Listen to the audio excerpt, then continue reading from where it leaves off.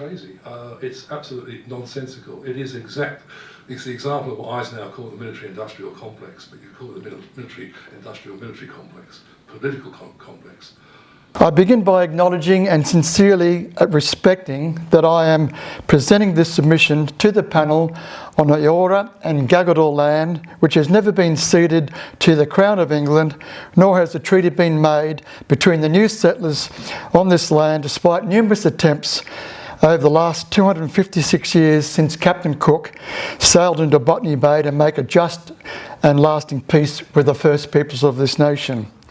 Which brings me to my reasons for appearing before you today. If we can't first make a just peace with the original custodians of the land mass we call Australia, how can we possibly create a world beyond our territorial waters where our children and our grandchildren, many generations of Australians to come, can live in the security of knowing no one will go to war with us or with our forebears as we did to the first peoples of this nation. I want to thank the panel for the opportunity to speak before you. I congratulate you all for the courage and the integrity that is taken for your stand, some of you being Labor Party members who once served in the government and are still true believers in the principles of peace and social justice which the old Labor Party once proudly stood for. You've risen to the challenge best expressed by the 18th century political philosopher Edmund Burke that Peter and I studied in political science at the ANU over 50 years ago, and I'm sure many of you are familiar with. Evil triumphs when good men and good women say or do nothing. And evil is the word which I would use to describe which will come out of the alliance with the United States, and I believe it's staying in Aukus. It will lead to triggering a nuclear war sooner than later with China, and from which we will never recover.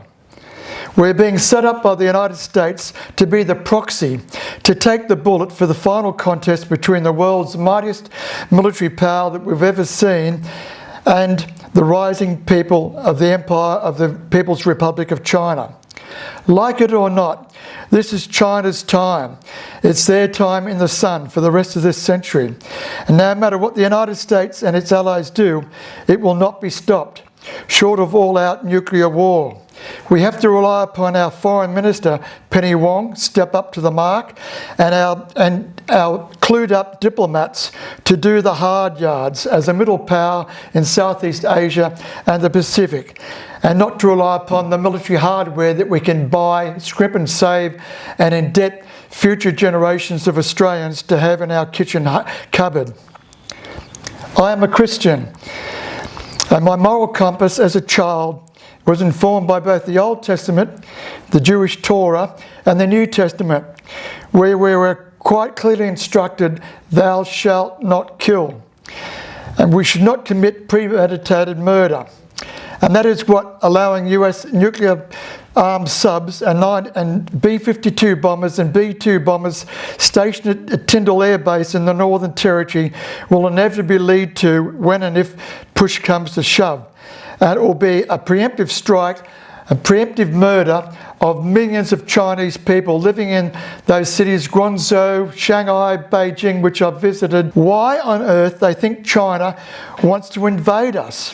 Why would our greatest trading partner, responsible for the high standard of living for the majority of Australians for the last 40 years, why would they want to invade Australia and add to the enormous challenge the Communist Party and Xi Jinping president face every day to feed, clothe and house 1.3 billion Chinese, and then to have them under constant surveillance so that no minority might rise up and overthrow the power of the Central Committee of the Chinese people.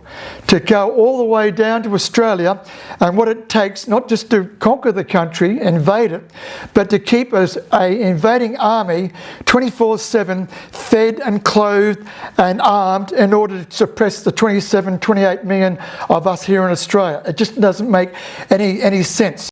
In closing, I would say that it's absolute total madness and folly on the part of our governments, be they of either side of the House, to sign up with buying this military hardware, the subs, and I say sink the subs and sink the AUKUS, and the sooner the Australian people wake up to that and get a good crop of politicians in Canberra, the better for all of us and our children's children. Amen. Thanks very much. Get us out of Aukus, Labour. Get us out of Aukus, Labour. Get us out of Aukus, Labour. Stand up for our sovereignty. Ditch the fossil fuels now, Labour. Ditch the fossil